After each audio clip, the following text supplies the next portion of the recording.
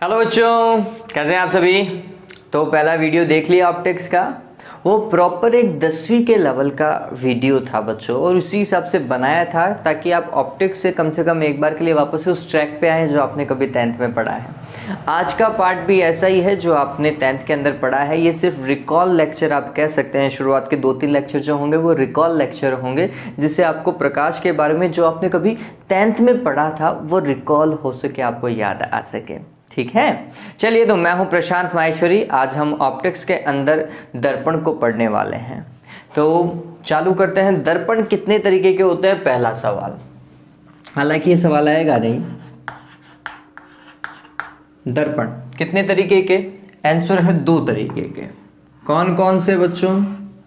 Normally बच्चों का answer होता है अवतल दर्पण एवं उत्तल दर्पण। नहीं बच्चों, नहीं। 2 तरीके के, पहला समतल दर्पण और फिर गोलीय दर्पण। गोलीय दर्पण, स्फेरिकल मिरर। और फिर ये गोलीय दर्पण कितने भागों में डिवाइड होते हैं? आंसर है अवतल और उत्तल दर्पण। अवतल दर्पण और उत्तल दर्पण। ठीक है। अभी जब हमने ऐसा काम किया है तो हम सिर्फ यहाँ पर इनके उपयोग लिखेंगे कि दर्पणों के उपयोग लिखें, बाद में अलग अलग डिस्कस कर लेंगे इन्हें। तो समतल दर्पण का पहला उपयोग समझिए। समतल दर्पण को कहाँ उपयोग में लेते हैं? हमारे घरों में देते हैं ना। हमारे घरों में जो ड्रेसिंग टेबल का कांच है जिसमें हम हमारी शक्ल देखते हैं रोजाना, ठीक है, वो किसका बना होता है? समतल दर्पण होता है। तो हम लिख सकते हैं ड्रेसिंग टेबल दर्पण के रूप में। ठीक है। और कहाँ उपयोग में लिया जाता है? तो समतल दर्पण के उपयोग ऐसे तो बहुत हैं, लेकिन आप जब पढ़ेंगे कैसेग्रेन टेलीस्कोप या फिर न्यूटोनियन टेलीस्कोप, मैं न्यूटोनियन की बात करता हूं, जब आप न्यूटोनियन टेलीस्कोप पढ़ेंगे जो कि एक परावर्तक दूरदर्शी है बच्चों, उसमें आपको पता चलेगा कि समतल दर्पण का उपयोग होता है। तो मैं लिख सकता हूं यहां पर दूरदर्शी में। दूरदर्शी में किसका उपयोग किया जाता है? समतल दर्पणों का उपयोग किया जाता है, और ये सभी में कॉमन है। अवतल दर्पण का उपयोग भी दूरदर्शी और दूरदर्शी में इनका उपयोग होता है। ठीक है। तो इन सभी का एक तो कॉमन है, दूरदर्शी में उपयोग। आप पढ़ेंगे परावर्तक दूरदर्शी में उपयोग होता है इनका, तो दूरदर्शी में, टेलीस्कोप जिसे हम बोलते हैं।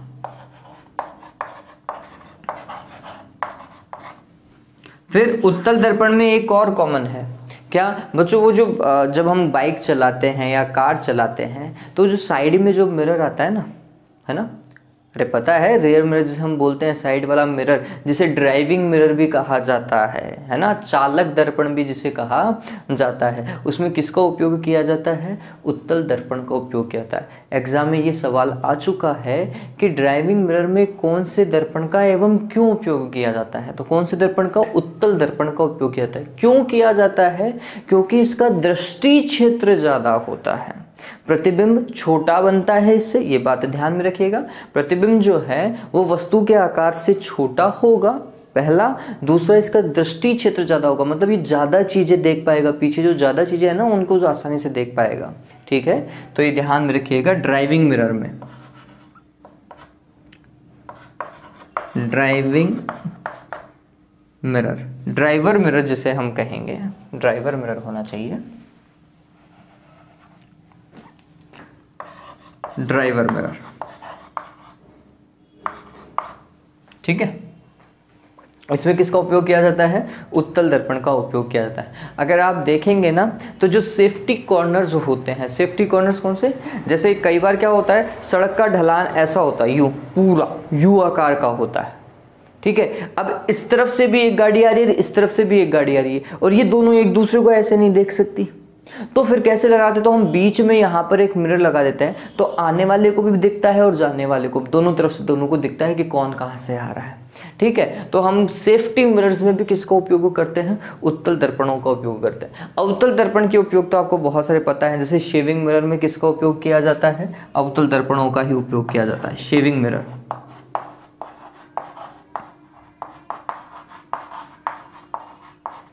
ठीक है।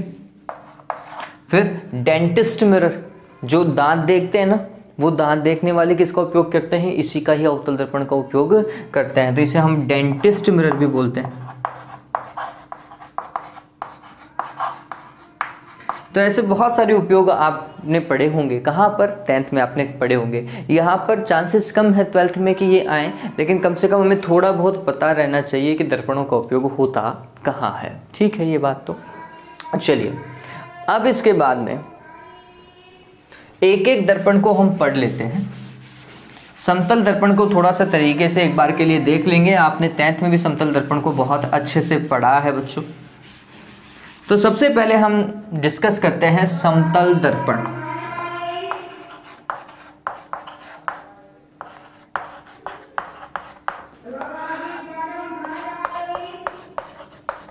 प्लेन मिरर, ठीक। ये क्या चीज होती है, तो हम बोलते हैं वह दर्पण जिसकी परावर्तक पृष्ठ जो है वो कैसा होता है, समतल होता है, उसे क्या कहा जाता है, समतल दर्पण कहा जाता है। वापस से समझ लीजिए, हम बोलते हैं वह दर्पण जिसका परावर्तक पृष्ठ क्या होता है बच्चों, समतल व चमकीला होता है। दर्पण है तो चमकीला तो होगा ही, चमकीला होता है, क्या कहलाता है, समतल दर्पण कहलाता है।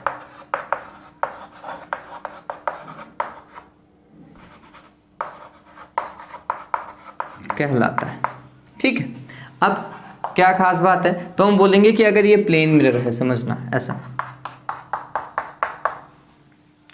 तो प्लेन मिरर पर जो प्रकाश की किरणें समांतर आती हैं, है ना, वो समांतर ही लौट जाती।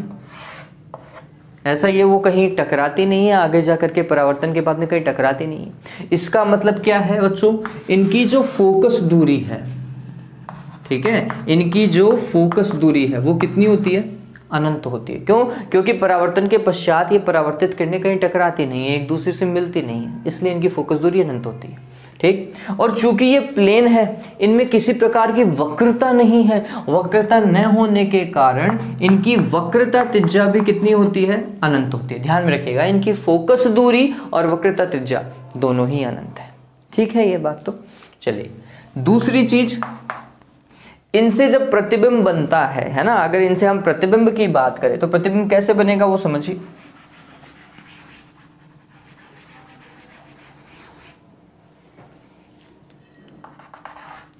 जैसे ये कोई वस्तु है ना, ए बी वस्तु, ठीक।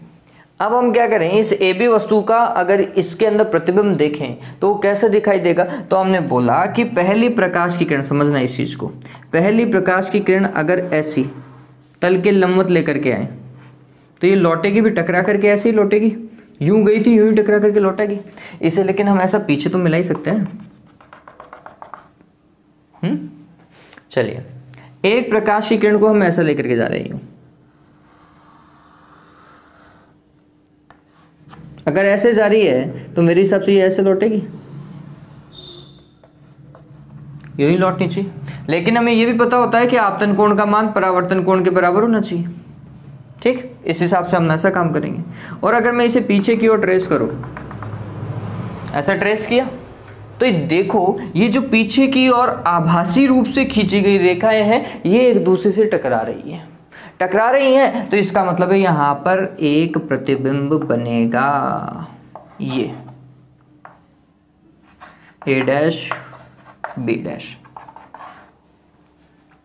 ये प्रतिबिंब बना, ए डैश बी डैश कहाँ बना, तो आंसर है दर्पण के पीछे। और ये सीधी सी बात है, जब भी आप अपने आप को समतल दर्पण ड्रेसिंग टेबल के मिरर के सामने रखते हो तो आपको कहाँ दिखाई देती है आपकी परछाई, पीछे की ओर, है ना। आप अपने प्रतिबिंब को कहाँ की ओर देखते हैं, पीछे की ओर देखते हैं, कभी आपके सामने नहीं देखते, पीछे की ओर, वो दर्पण के अंदर की तरफ आपको दिखाई देता है, दिखाई देता है नहीं दिखाई देता, अंदर की तरफ। और जैसे जैसे आप जितना पीछे हो जाते हैं तो वो भी उतना ही पीछे जाता है, यही बात है, ठीक। तो इस चीज को ध्यान में रखिए। तो हम यहाँ पर जब हम इसके प्रतिबिंब की बात करते हैं तो प्रतिबिंब कहाँ बनता है? तो आंसर है दर्पण के पीछे। और दर्पण के पीछे जितने भी प्रतिबिंब बनते हैं बच्चों, वो बात ध्यान में रखिएगा, वो सारे आभासी होते हैं। दर्पण के पीछे बनने वाले सारे प्रतिबिंब क्या हैं? आभासी हैं, जिन्हें पर्दे पर प्राप्त नहीं किया जा सकता। ठीक है, आभासी प्रतिबिंब क्या होते हैं? जिन्हें पर्दे पर प्राप्त नहीं कर सकते। तो हम बोलते हैं पहला आभासी प्रतिबिंब बनता है।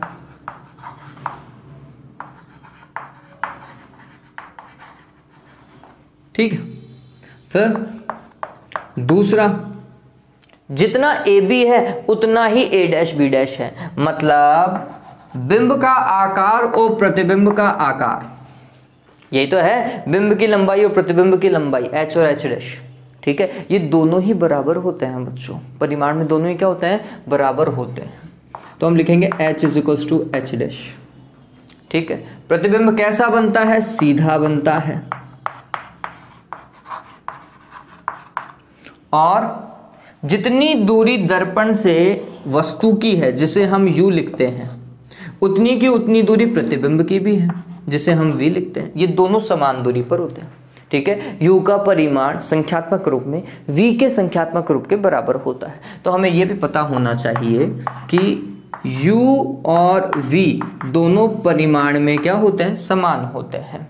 चिन्ह परिपाटी अलग अलग हो सकती है। u इस तरफ दर्पण के सामने है, माइनस का होगा, v प्लस का होगा, वो बात की बात है, लेकिन ये हमें पता होना चाहिए। ठीक है, ये बात और ध्यान में रखना कि अगर ऐसा है तो जितना पीछे की ओर आप इसको लेकर के जाओगे उतना ही ये भी पीछे की ओर बनेगा, है ना। जितना आप आगे की ओर लेकर के आओगे ये भी उतना ही पास बनता हुआ दिखाई देगा। ये बात ध्यान में रखेंगे। ठीक है, तो ये बेसिक बात थी किसकी? समतल दर्पण की। ये चीज हमें पता होना चाहिए। एक खास बात और है, समतल दर्पण के द्वारा क्या होता है बच्चों? राइट लेफ्ट में और लेफ्ट राइट में दिखाई देता है। ये बात ध्यान में रखिएगा। समतल दर्पण क्या करता है? राइट को लेफ्ट और लेफ्ट को राइट कर देता है, दायां बाएं की ओर दिखाई देता है और बायां दाईं ओर दिखाई देता है, पाई का 180 डिग्री का परिवर्तन कर देता है। ठीक है, इसलिए हम बोलते हैं इनके द्वारा जो प्रतिबिंब बनता है उनमें पार्श्व परिवर्तन होता है। ये पॉइंट और ध्यान में रखिएगा, पार्श्व परिवर्तित प्रतिबिंब किसके द्वारा प्राप्त होते हैं? समतल दर्पण के द्वारा प्राप्त होते हैं। ये बात ध्यान में रखिए। ये कुछ ऐसा है जैसे P है, ऐसा बनता है ना, P ऐसे बनाते हैं। अगर हम इसे दर्पण में देखते, यहां पर कोई सामने क्या होता? दर्पण होता बच्चों, तो दर्पण में ये P कैसे दिखाई देता? ऐसा यू। आपने गौर किया होगा समतल दर्पण के द्वारा सामान्यतः ऐसा होता है ना। तो ये ध्यान में रखिएगा, ये पार्श्व परिवर्तन होता है, राइट लेफ्ट में मूव कर जाता है और लेफ्ट राइट में मूव कर जाता है। ठीक है, ये क्या कहलाता है? पार्श्व परिवर्तन। लिख लीजिएगा चाहे कि पार्श्व परिवर्तन का मतलब क्या होता है कि समतल दर्पण द्वारा प्रतिबिंब में दायां बाईं ओर और बायां दाईं ओर दिखाई देता है, इसे पार्श्व परिवर्तन कहते हैं। ठीक है, तो ये चीज़ ध्यान में रखेंगे। डन हुआ? ये क्लियर है? ये जल्दी से इस चीज़ को उतार लीजिए। Make it fast, right it fast.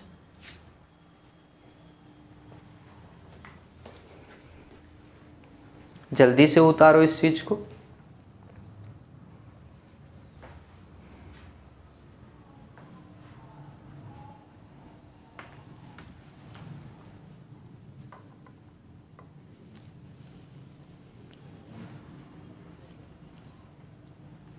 Okay, तो ये समतल दर्पण का बेसिक भाग था जो आपको पता चल गया होगा। देखिए, इतना दिमाग में रखना है ना बच्चों।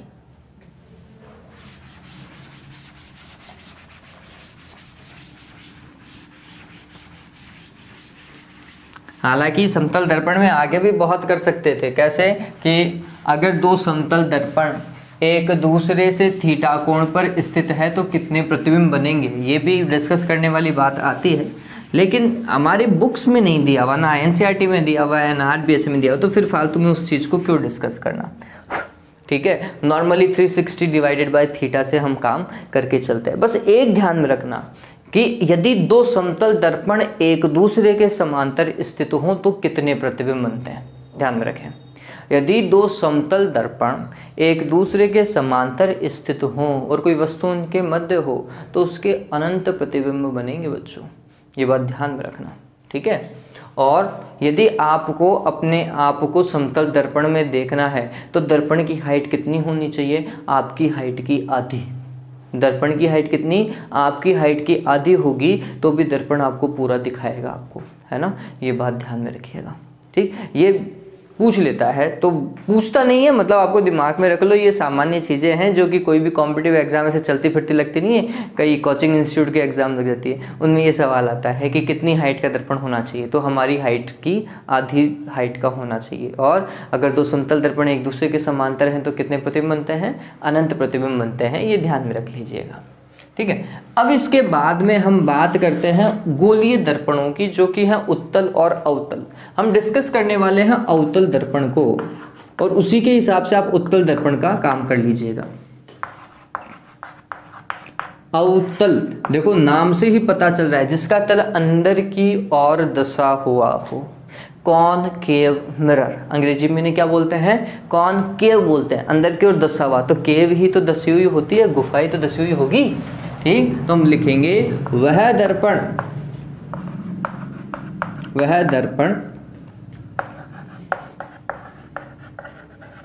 जिसका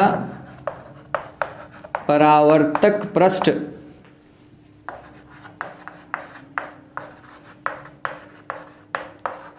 अंदर की ओर दसा हुआ हो, क्या कहलाता है, अवतल दर्पण कहलाता है। अवतल दर्पण कहलाता है, ठीक। अब ये दोनों ही अवतल दर्पण हो सकता है, ये भी अवतल दर्पण हो सकता है, ये भी अवतल दर्पण हो सकता है, दोनों ही अवतल दर्पण है। कैसे भाई, तो हम बोलेंगे कि अगर मैं परावर्तक पृष्ठ, अब देखो ये परावर्तक पृष्ठ है इस तरफ वाला, ये सामने वाला, ठीक है। तो हम बोलेंगे ये अंदर की ओर दसा हुआ है, हो गया अवतल हो गया। ये भी अवतल बना सकता है, कैसे, अगर मैं इसको ऐसा, देखो अब ये परावर्तक पृष्ठ इस तरफ वाला है, ये वाला नहीं इस तरफ वाला है, तो हम बोलेंगे ये दोनों ही अंदर की ओर दसे हुए दिखाई दे रहे हैं, दोनों ही अवतल है, ठीक है। ये बात ध्यान में रखिएगा। तो जिस तरीके से आप पॉलिश करते हैं ना, वो पॉलिशिंग बताती है कि आपने कैसा दर्पण बनाया है, ठीक है। ये बात तो अब इसके हिसाब से चलो अब इसको आगे और देख लेते हैं। अगर मैं उत्तल की बात करूं, उत्तल दर्पण की, तो उत्तल दर्पण क्या होगा, उत्तल जिसका तल उभरा हुआ है वह उत्तल है, ठीक। तो हम बोलेंगे वह गोलीय दर्पण जिसका तल, परावर्तक तल जो है वो क्या होता है, बाहर की ओर उभरा हुआ होता है, क्या कहलाता है, उत्तल दर्पण कहलाता है, ठीक है। ध्यान में रखो, जिसका तल उभरा हुआ है, कौन सा तल, परावर्तक तल उभरा हुआ है, और दोनों ही क्या है, गोलीय दर्पण है। गोलीय दर्पण कैसे प्राप्त हो सकते थे, तो हम बोलते हैं कि अगर गोला खोखला हो, ठीक है, अगर गोला खोखला हो और उसे अगर अंदर से पॉलिश किया हुआ, अंदर से पॉलिश कर दिया, तो उस खोखले गोले का कोई भी छोटा सा भाग एक दर्पण की भांति व्यवहार करेगा। अब गौर करो, ये छोटा सा भाग हमने काट दिया तो ये कैसा दिखाई दिया, उत्तल, उभरा हुआ तल है। देखो ये बाहर से ये परावर्तक सतह उभरी हुई है, ठीक है, ये भी उभरी हुई है, उत्तल, ठीक है। इस तरफ भी उभरा हुआ है, अंदर से पॉलिश है, उत्तल, ठीक है। तो खोखले गोले का ही छोटा सा भाग क्या होता है, कोई भी गोलीय दर्पण होता है। ये डिपेंड करता है कि खोखले गोले को पॉलिश कहाँ से किया गया है। अंदर से पॉलिश करेंगे तो उत्तल, बाहर से पॉलिश करोगे तो फिर अवतल दर्पण मिलेगा, ठीक है। ये ध्यान में रखना।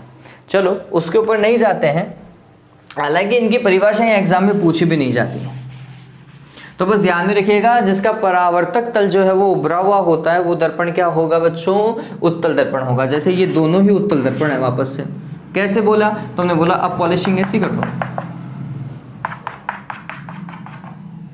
ऐसी, ये देखो उत्तल उभरा हुआ है बाहर की ओर, है ना, डन हुआ ये, ठीक। तो ये उत्तल दर्पण है।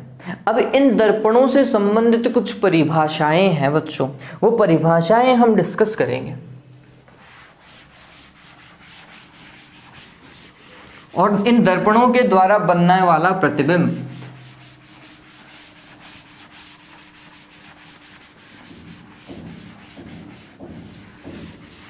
अब ये चीज डिस्कस करना प्रॉपर 10th हो जाता है। चलिए, तो प्रतिबिंब निर्माण की बात से पहले हम बात करते हैं परिभाषाओं की। परिभाषाएं तो बेसिक सी मुख्य परिभाषा क्या होंगी? ध्रुव की परिभाषा होगी, फोकस बिंदु की परिभाषा होगी, वक्रता केंद्र की परिभाषा होगी और मुख्य अक्ष की परिभाषा होगी। ये 4 परिभाषाएं तो सभी को पता होनी चाहिए, मतलब ये पॉइंट होते कहाँ हैं ये पता होने चाहिए, एग्जाम में अब नहीं पूछे जाते। चलिए, तो मैं यहाँ पर बात कर लेता हूँ बच्चों अवतल दर्पण की। यह अवतल दर्पण हमने बना दिया, ठीक है। तो किसी भी अवतल दर्पण का या किसी भी गोलीय दर्पण का ध्रुव, अंग्रेजी में बोलेंगे पोल, ठीक है। किसी भी गोलीय दर्पण का जो मध्य बिंदु होता है ना बच्चों, उस मध्य बिंदु को पोल कहा जाता है और अंग्रेजी के P के द्वारा उसे प्रदर्शित करते हैं, ठीक है। किसी भी गोलीय दर्पण मतलब उत्तल भी हो सकता है और अवतल भी हो सकता है। उसका जो मध्य बिंदु होता है ना, गोलीय दर्पण का मध्य बिंदु, उसी को ही क्या कहा जाता है बच्चों? ध्रुव कहा जाता है। तो अगर मैं ध्रुव बोलूं तो मैं लिखूंगा गोलीय दर्पण का मध्य बिंदु। गोलीय दर्पण का कौन सा बिंदु है? ये मध्य बिंदु है, ठीक है। ये बात डन। चलिए, फिर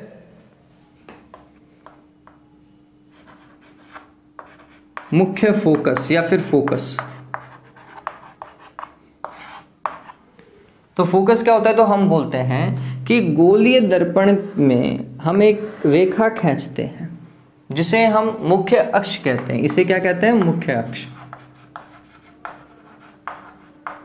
है ना। मुख्य अक्ष को भी परिभाषित करेंगे अपन। तो इस मुख्य अक्ष पर एक बिंदु F स्थित होता है, मुख्य अक्ष पर ही होगा। और यदि प्रकाश किरण इस बिंदु से गुजरते हुए दर्पण से टकराती है, इस बिंदु से गुजरी और किससे? दर्पण से टकराती, तो दर्पण से परावर्तन के पश्चात वह प्रकाशिक किरण मुख्य अक्ष के क्या हो जाती है बच्चों? समांतर हो जाती है, ठीक है। ये ध्यान में रखना कि यदि कोई प्रकाश किरण किसी दर्पण के मुख्य फोकस से गुजरती है और दर्पण से टकराती है, तो दर्पण से टकराने के पश्चात वह मुख्य अक्ष के क्या हो जाती है? समांतर हो जाती है, ठीक है। तो अब मैं इसको कैसे लिखूंगा परिभाषा के रूप में? तो इसे लिखने का तरीका हम लिखेंगे, वह बिंदु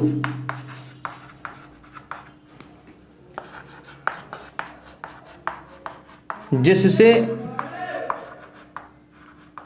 गुजरने के पश्चात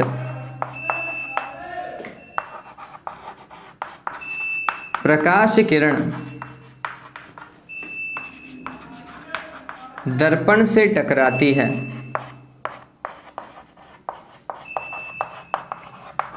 और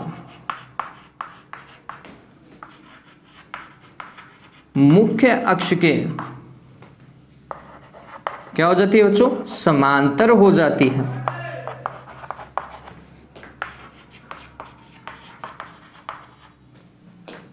क्या कहलाता है? मुख्य फोकस कहलाता है, मुख्य फोकस कहलाता है। ये एक नियम भी हो गया, ठीक। इसको मैं दूसरी तरीके से भी परिभाषित कर सकता हूं। कैसे भाई? इसका उल्टा पॉइंट पकड़ लो। क्या भाई? यदि मुख्य अक्ष के समांतर आती हुई प्रकाश की किरण दर्पण से परावर्तन के पश्चात मुख्य अक्ष के जिस बिंदु से गुजरती है उस बिंदु को क्या कहा जाता है? फोकस कहा जाता है। यह ऐसा भी संभव है, ठीक है।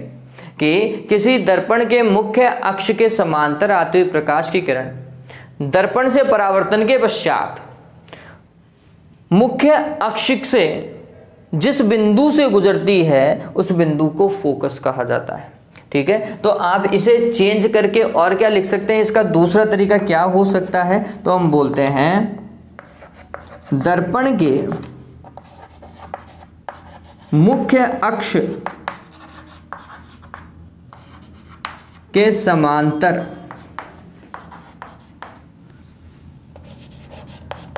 आपतित प्रकाशिक किरण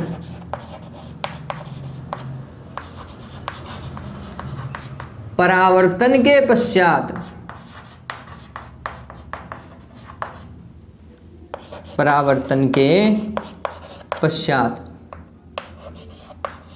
मुख्य अक्ष के जिस बिंदु से गुजरती है, मुख्य अक्ष के जिस बिंदु से गुजरती है उसे मुख्य फोकस या फिर फोकस बिंदु कहा जाता है। इसे कैपिटल F द्वारा प्रदर्शित किया जाता है, ये ध्यान में रखिएगा, ये कैपिटल F द्वारा प्रदर्शित होगा। ठीक है, तो ये ध्यान में रखना, ये क्या हो गया, मुख्य फोकस हो गया।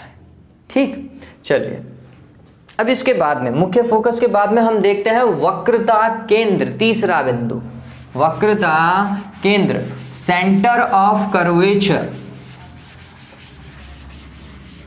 Centre of curvature.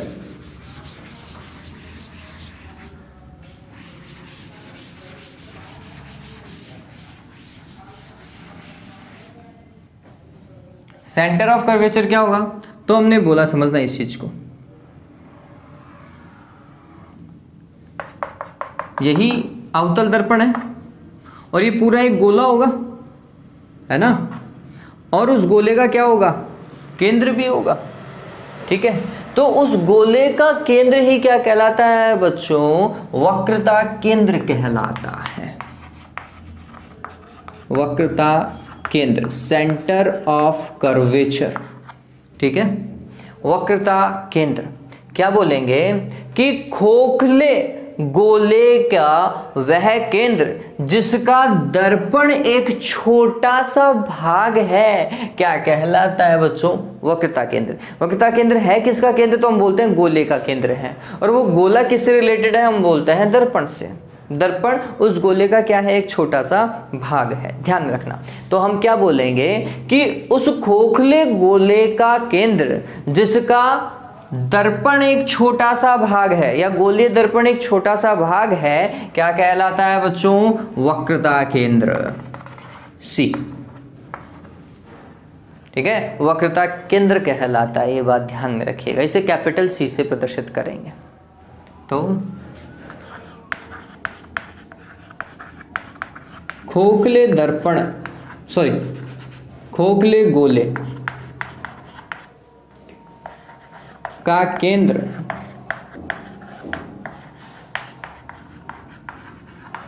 जिसका गोलीय दर्पण एक छोटा सा भाग है,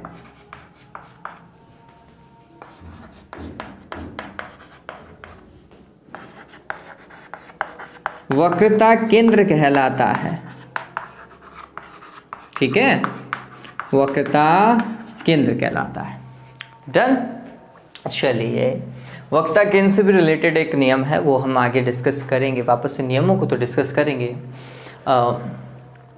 अब यहाँ पर वक्रता केंद्र के साथ में हम ये ध्यान में रखना, वक्रता केंद्र फोकस से दूर हो गया है, ये यहाँ पर F होता है, ये यहाँ पर P होता है।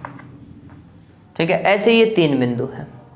तो ये ध्यान में रखिएगा कि जब फोकस दूरी की बात की जाती है तो फोकस दूरी किस किस के बीच की दूरी होती है, आंसर है फोकस बिंदु और ध्रुव के मध्य की दूरी क्या होती है बच्चों, फोकस दूरी।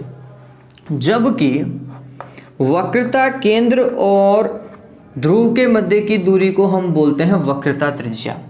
दो परिभाषाएं हो रहे हैं, एक है फोकस दूरी और एक है वक्रता त्रिज्या। तो फोकस दूरी किस किस के बीच की दूरी है, फोकस बिंदु और ध्रुव के बीच की। जबकि वक्रता त्रिज्या वक्रता केंद्र और ध्रुव के बीच की दूरी है, ये ध्यान में रखिएगा। तो यहाँ पर एक और परिभाषा इंट्रोड्यूस कर रहे हैं हम, फोकस दूरी। ये बहुत बार पूछा गया है 10th में। क्या होता है? गोलीय दर्पण के ध्रुव तथा फोकस बिंदु के मध्य की दूरी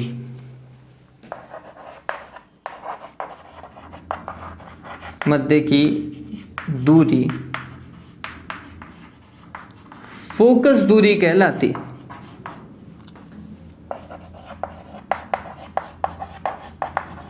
ठीक है, इसको किससे प्रदर्शित करते हैं बच्चों? स्मॉल एफ से। मुख्य फोकस को कैपिटल एफ से, जबकि दूरी को स्मॉल एफ से। ठीक है, फिर वक्रता त्रिज्या देखें, नाम से पता चल रहा है कहां से रिलेट करोगे? वक्रता केंद्र से रिलेट करोगे। ठीक है, तो हम लिखते हैं गोलीय दर्पण के वक्रता केंद्र तथा ध्रुव के मध्य की दूरी ही क्या कहलाती है? वक्रता त्रिज्या कहलाती है। और ये बात ध्यान में रखना, गोलीय दर्पणों के लिए वक्रता त्रिज्या बराबर 2f होता है, फोकस दूरी का दुगना। ये हम प्रूव भी करेंगे, 10th में ये प्रूफ भी था, हम यहाँ पर भी प्रूफ करेंगे, लेकिन इस चीज़ को ध्यान में रखें। ठीक है, चलिए इस चीज़ को उतारे जल्दी से। हालांकि वैसे इतना कुछ खास है नहीं, हो गया ये डन है बच्चों, इसमें ज़्यादा कुछ काम करना है नहीं। तो ये था मुख्य परिभाषाएं। इसमें एक अपर्चर और आता है, द्वारक जिसे हम बोलते हैं, द्वार।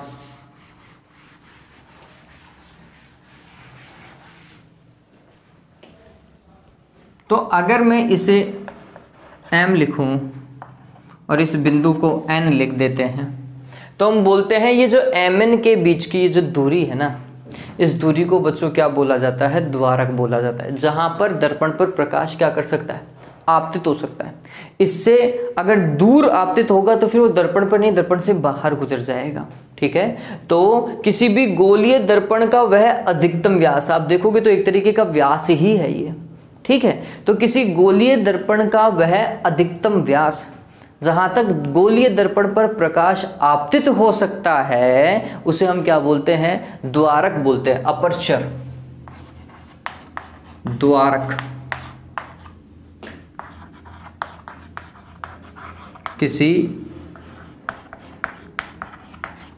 गोलीय दर्पण का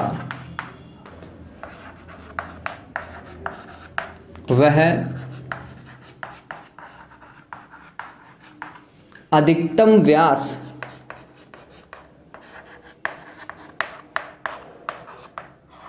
जहां तक प्रकाश उस पर आपतित हो सकता है या आपतित होता है,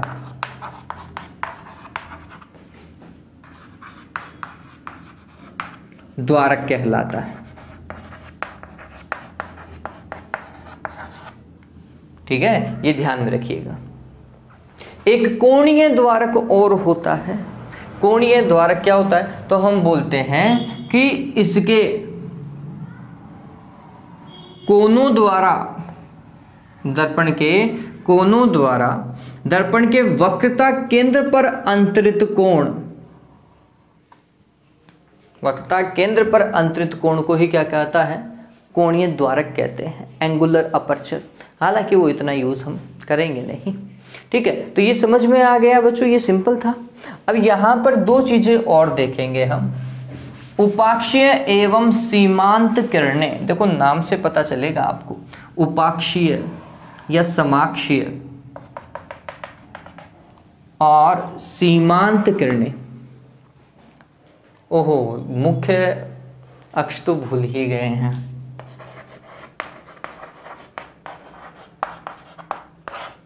मुख्य अक्ष क्या होगा? तो हम बोलते हैं कि देखो कोई भी दर्पण होगा, दर्पण का ये ध्रुव, ये फोकस बिंदु और ये उसका वक्रता केंद्र, ठीक है। इन तीनों को मिलाने वाली ये जो रेखा है ना, इस रेखा को क्या कहा जाता है बच्चों? मुख्य अक्ष, प्रिंसिपल एक्सिस कहा जाता है। लेकिन जब आप कोई दर्पण देखेंगे, जब आप लैब में जाएंगे, उत्तल और अवतल दर्पण देखेंगे, तो आपको ये रेखा कभी दिखाई नहीं देगी बच्चों। ऐसी कोई वास्तविक रेखा नहीं होती, ये काल्पनिक रेखा होती है जो हम मानते हैं, ठीक है, ताकि हम दर्पण के कॉन्सेप्ट को अच्छे से समझ सकें, ठीक है। तो ये बात ध्यान में रखना कि वह काल्पनिक रेखा जो किसी दर्पण के ध्रुव, फोकस बिंदु एवं वक्रता केंद्र को मिलाती है, क्या कहलाती है? मुख्य अक्ष, ठीक है। तो हम लिख सकते हैं किसी गोलीय दर्पण के ध्रुव, फोकस बिंदु तथा वक्रता केंद्र को मिलाने वाली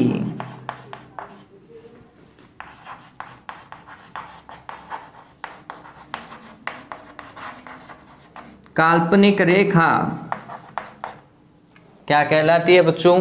मुख्य अक्ष कहलाती है, ठीक है। ये ध्यान में रखना, ये रेखा कैसी होनी चाहिए? काल्पनिक रेखा होनी चाहिए, ठीक है। चलिए अब इसके बाद में जो मैं बता रहा था आपको, समाक्षीय एवं उपाक्षीय किरणें, सॉरी समाक्षीय उपाक्षीय ये तो एक ही हो गई, और सीमांत किरणें, मार्जिनल रेज।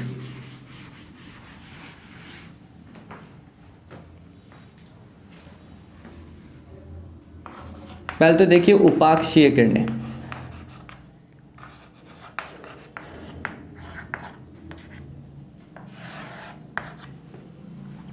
तो हम बोलते हैं किसी दर्पण के ध्रुव के निकट आपतित होने वाली प्रकाशिक किरणों, ध्रुव के जो निकट आपतित होती है ना, उन प्रकाशिक किरणों को हम कौन सी किरणें बोलते हैं? उपाक्षीय किरणें।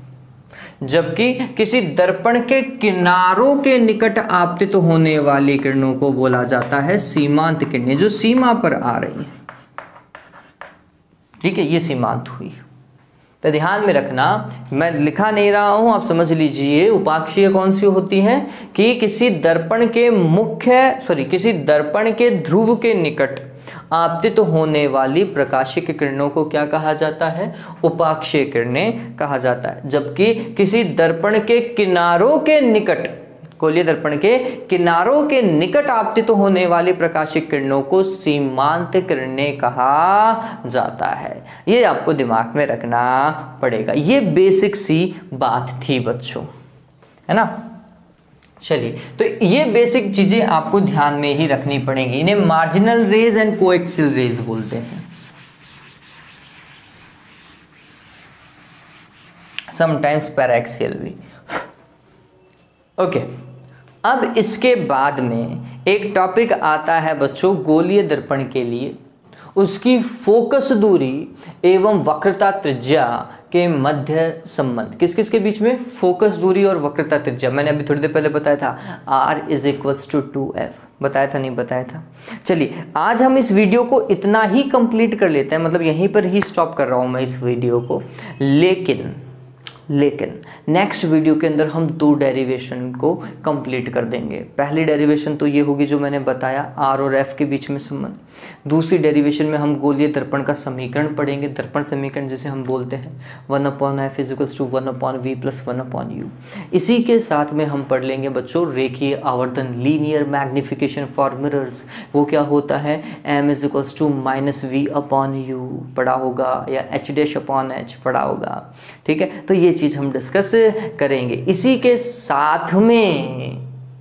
साथ में आपको साइड में दिखाई दे रहा होगा, दिखाई दे रहा है बच्चों, एक डायग्राम दिखाई दे रहा है ना। गोलीय दर्पणों द्वारा बनने वाले प्रतिबिंब सामने दिखाई दे रहे हैं, चलिए, तो ये जो प्रतिबिंब आपको दिखाई दे रहे हैं ये मेरे हिसाब से अब आपको याद रखने पड़ेंगे। जैसे आप देख पा रहे होंगे कि यदि प्रतिबिंब जो है वस्तु जो है वो कहाँ पर स्थित हो, अनंत पर स्थित हो। अवतल दर्पण की बात कर रहे हैं। अवतल दर्पण का पहला केस देखिए जो आपको दिखाई दे रहा है। वस्तु जो है वो कहाँ पर है बच्चों, अनंत पर है। पहला केस आप पढ़ पा रहे होंगे। अगर वस्तु अनंत पर होती है तो प्रतिबिंब कहाँ बनता है, आंसर है फोकस बिंदु पर बनता है। ठीक है, तो फोकस बिंदु पर बनेगा। कैसा बनेगा, प्रतिबिंब की प्रकृति कैसी होगी, तो हम बोलेंगे वास्तविक बनेगा। वास्तविक है तो उल्टा बनेगा। तो वास्तविक और उल्टा और वस्तु की तुलना में बहुत छोटा, समटाइम्स बिंदुवत भी हम लिख सकते थे। ठीक है, तो क्या क्या बनेगा, वास्तविक होगा, उल्टा होगा और वस्तु की तुलना में बहुत छोटा होगा। ध्यान में रखिएगा। जैसे हम बोलते हैं कि सूर्य का जो प्रतिबिंब है वो छोटा बनता है। ऑल राइट, ठीक है, तो ये पहला केस। फिर दूसरा केस आप पढ़ेंगे तो उसके अंदर लिखा हुआ होगा जब वस्तु जो है वो 2f से परे स्थित होती है, या फिर आप कह सकते हैं 2f या वक्रता केंद्र जिसे हम बोलते हैं, वक्रता केंद्र और अनंत के बीच में होती है, या c से परे लिखा हुआ है, सेकंड आपको दिखाई दे रहा होगा। तो जब वस्तु c से परे होती है, वक्रता केंद्र से परे होती है, या c और अनंत के बीच में होती है, तो प्रतिबिंब कहाँ बनता है बच्चों, आपको पता चलेगा ये वाला प्रतिबिंब बनता है f और c के मध्य, या f और 2f के मध्य। कहाँ की ओर बन रहा है, नीचे की ओर बन रहा है, उल्टा बन रहा है। प्रतिबिंब जो है बच्चों वो वास्तविक है, वास्तविक है तो उल्टा है और वस्तु की तुलना में छोटा है। ठीक है, ध्यान में रखिएगा। कहाँ बन रहा है प्रतिबिंब, आंसर है f और 2f के बीच में लिख सकते हैं, या फिर f और c के बीच में लिख सकते हैं। प्रतिबिंब की प्रकृति क्या होगी, आंसर है प्रतिबिंब जो है वो वस्तु से छोटा होगा, वास्तविक होगा और उल्टा होगा। ठीक है, ये बात तो ये ध्यान में रखिएगा। फिर नेक्स्ट आप देखेंगे जब प्रतिबिंब C पर स्थित होता है, वक्रता केंद्र पर स्थित होता है, या 2f पर स्थित होता है। ठीक, तो आपने पढ़ा है कि जब प्रतिबिंब जो है, प्रतिबिंब नहीं, वस्तु, मैं क्या बोल रहा हूँ, प्रतिबिंब, जब वस्तु जो है वो कहाँ पर स्थित होती है, C पर स्थित होती है, तो आपको पता चल रहा होगा कि प्रतिबिंब भी C पर ही बनता है, लेकिन नीचे की ओर बन रहा है। ठीक है, प्रतिबिंब का आकार और वस्तु का आकार दोनों का आकार बराबर होता है।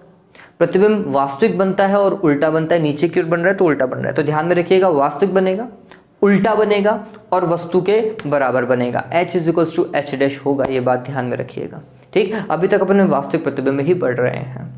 फिर इसके आगे चलो, नेक्स्ट क्या आता है, जब वस्तु जो है f और 2f के बीच में, या फिर f और c के बीच में, फोकस बिंदु और वक्रता केंद्र के बीच में रखी हुई होती है, तो प्रतिबिंब कहाँ बनता है, आंसर है प्रतिबिंब बनता है 2f से परे या फिर c से परे। आप दिख रहा होगा c से दूर जा रहा है, वो c और अनंत के बीच में जा रहा है वो। ठीक है, अब यहाँ पर प्रतिबिंब वास्तविक तो है, लेकिन वास्तविक होने के साथ साथ अब वो प्रतिबिंब बड़ा बनना चालू हो गया है। इससे पहले वाले छोटे थे या बराबर थे, है ना, लेकिन अब प्रतिबिंब बड़ा हो गया, साइज में बड़ा हो गया। तो हम प्रतिबिंब की प्रकृति में क्या बोलेंगे, हम बोलेंगे कि ये जो प्रतिबिंब बना है वो वास्तविक है, उल्टा है और वस्तु से बड़ा है। वास्तविक, उल्टा, वस्तु से बड़ा। ध्यान में रखिएगा, कब, जब वस्तु कहाँ हो, f और 2f के बीच में स्थित हो, या f और c के बीच में स्थित हो। ठीक है, नेक्स्ट आप देखिए, जब वस्तु को हमने फोकस बिंदु पर लिखा है, ठीक है, कहाँ पर लिखा है, फोकस बिंदु पर, जब वस्तु f पर स्थित होती है तो प्रतिबिंब बनता है अनंत पर। कहाँ बनता है बच्चों, अनंत पर। ध्यान में रखिएगा, अनंत पर है, वास्तविक है और उल्टा है। ठीक है, और बड़ा है, वस्तु की तुलना में बहुत बड़ा है। ध्यान में रखिएगा। ठीक है, तो जब वस्तु जो है कहाँ पर हो, f पर स्थित हो, उस स्थिति में प्रतिबिंब वास्तविक बनता है, उल्टा बनता है और वस्तु की तुलना में बहुत बड़ा बनता है। डन हो गया। ये सारे केस वास्तविक के थे। और वास्तविक प्रतिबिंब के लिए बच्चों ये बात ध्यान में रखिएगा, जो रेखीय आवर्धन m होता है ना, वो ऋणात्मक होता है, माइनस का। तो इन सभी स्थितियों के लिए m का मान कैसा होगा, माइनस का होगा। ये बात ध्यान में रखना, ये चीज़ ध्यान में रखना, ये नोट करनी है अपन को, है ना। तो लिख लीजिएगा, ऋणात्मक रेखीय आवर्धन, ऋणात्मक रेखीय आवर्धन, इन सभी पॉइंट्स के लिए जितने अभी तक डिस्कस किए हैं। फिर नेक्स्ट जब हम आते हैं, जब वस्तु जो है वो ध्रुव और, समझना अब इस चीज़ को, जब वस्तु ध्रुव और फोकस बिंदु के बीच में होती है। ये इंपॉर्टेंट केस हो गया, ठीक। इसके लिए तो वो आपसे प्रतिबिंब निर्माण भी पूछ सकता है कि जब वस्तु ध्रुव और फोकस बिंदु के बीच में होती है तो फिर प्रतिबिंब कहाँ बनता है। आंसर है प्रतिबिंब दर्पण के पीछे बनता है। अवतल दर्पण की बात कर रहे हैं, दर्पण के कहाँ बनता है, पीछे की ओर बनता है। दर्पण के पीछे बना है, इसका मतलब क्या होगा बच्चों, आभासी होगा। आभासी है तो सीधा होगा, ठीक है। आभासी है तो सीधा होना वाजिब सी बात है ना। इस चीज को ध्यान में रखेंगे अपन। तो हमने बोला प्रतिबिंब जो है वो आभासी बनेगा, सीधा बनेगा और वस्तु से बड़ा बनेगा, ये ध्यान में रखिएगा, ठीक है। चूंकि आभासी है, m का मान धनात्मक होगा, ठीक है, ये ध्यान में रखेंगे। तो ये था अवतल दर्पण के द्वारा प्रतिबिंब का निर्माण।